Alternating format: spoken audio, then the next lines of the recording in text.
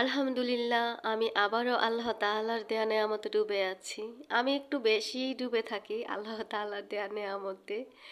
Hello everyone, আসসালামু আলাইকুম। Welcome back to my new video. সবার কি অবস্থা, কেমন আছেন? আশা করছি আমার আজকের ভিডিওটি যে যেখান থেকে দেখছেন সবাই অনেক বেশি ভালো আছেন। আমিও ভালো আছি আলহামদুলিল্লাহ। আজকে আবারও নতুন একটি ভিডিও নিয়ে চলে আসলাম আপনাদের সাথে শেয়ার করার জন্য। আমি যেই আর্জেন্ট কাজগুলো করি, মানে যেগুলো অনেক জলদি আমাকে ডেলিভারি দিতে হবে, ওই কাজের আর্ট ভিডিও বা সেলাই ভিডিও আমি কিন্তু আপনাদের সাথে শেয়ার করতে পারি না।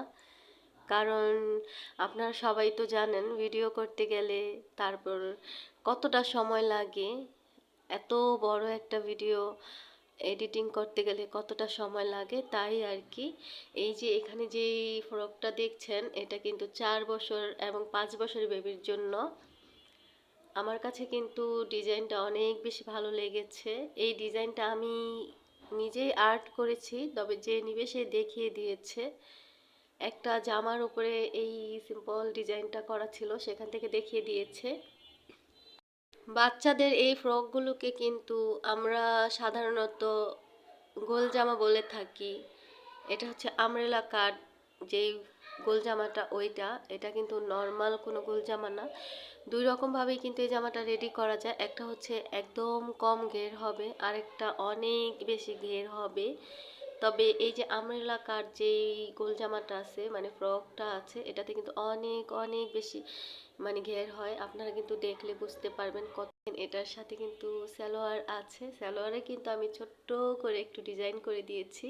সালোয়ারে কোনো ডিজাইন দিতে বলেনি, তবে আমি নিজে থেকে দিয়ে দিয়েছি।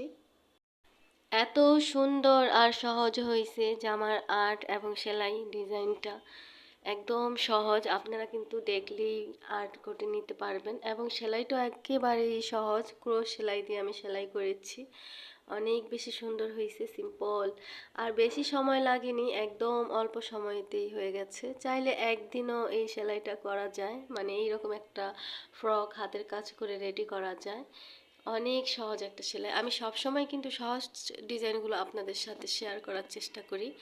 আপনারা যদি এই জামার সেলাই ভিডিও, আর্ট ভিডিও এবং কাটিং ভিডিও দেখতে চান, তাহলে ছোট্ট একটি কমেন্ট করে জানিয়ে দিবেন। ইনশাল্লাহ আমি আপনাদেরকে দেখিয়ে দেওয়ার চেষ্টা করব।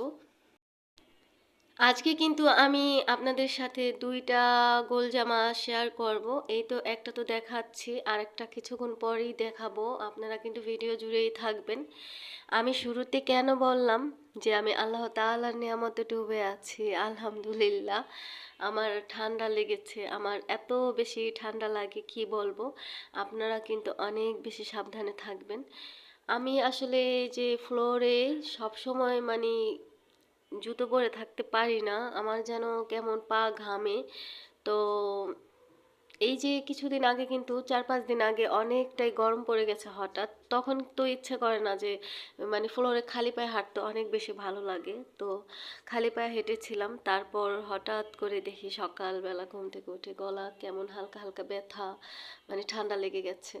আমার অনেক বেশি ঠান্ডা লাগে, জ্বর খুব কম আসে, আর ঠান্ডা লাগলে তো অনেক বেশি কষ্ট হয়।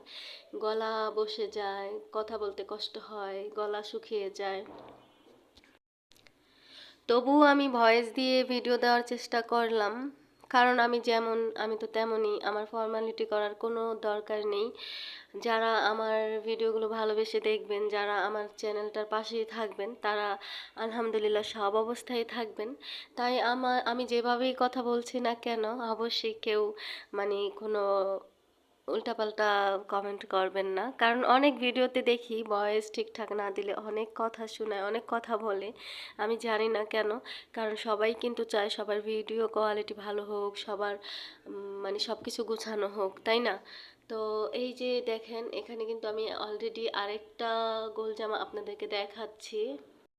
আমার কাছে কিন্তু এই যে এই গোল জামাটা অনেক অনেক বেশি ভালো লেগেছে। আগেরটার থেকে বেশি ভালো লেগেছে। আর এই আর্টটা কিন্তু একেবারেই সহজ এবং সেলাইটা একেবারেই সহজ। আর দুইটা জামা কিন্তু এক মাপেরই, 4 বছর আর 5 বছর বেবির জন্য। আপনারা যদি জানতে চান এই বেবি ফ্রকগুলো করতে কতটুকু কাপড় লেগেছে, ইনশাল্লাহ আমি অবশ্যই জানিয়ে দেব, কমেন্ট করে দিবেন। আর এই যে দেখেন, এই জামাটাও কিন্তু সেম, অনেক অনেক বেশি ঘের হয়েছে। আর কি কাপড়ে করেছি তাও যদি আপনাদের কারো জানার ইচ্ছে থাকে, একটি ছোট্ট কমেন্ট করে জানিয়ে দিবেন। যেহেতু বডি পার্টে একটু গর্জেস, তাই আমি কিন্তু প্যানেলের সাইডে একেবারেই সিম্পল রেখেছি। দেখেন, একদম সহজ একটা ডিজাইন। ক্যামেরাতে এক সময় ভালো আসে, এক সময় কেমন জানি একটা আসে, কালারটা ঠিকঠাক আসে না। তো যাই হোক, শুরুতে যে কালারটা দেখেছেন, এই মানে ফ্রকটার কালার কিন্তু ওইটাই। আর এই যে এটা হচ্ছে কালার ঠিকঠাক আসতেছে না। তো আমি কিন্তু ভিডিওর একেবারেই শেষে চলে এসেছি। আজকের মতো কিন্তু এখানেই বিদায় নিতে হবে। আবারও ইনশাল্লাহ নতুন একটি ভিডিও নিয়ে চলে আসব। সে পর্যন্ত আপনারা সবাই খুব বেশি ভালো থাকবেন, সুস্থ থাকবেন, নিজের অনেক বেশি খেয়াল রাখবেন। আর ছোট্ট একটি কমেন্ট করে জানিয়ে দিবেন আজকের ভিডিওটা কেমন লাগলো। ভিডিওটি দেখার পর যদি ভালো লেগে যায় তাহলে একটি লাইক দিতে ভুলবেন না। আর আপনি যদি আমার চ্যানেলে নতুন হয়ে থাকেন, চাইলেই চ্যানেলটিকে সাবস্ক্রাইব করে নিতে পারেন। আল্লাহ হাফেজ, আসসালামু আলাইকুম।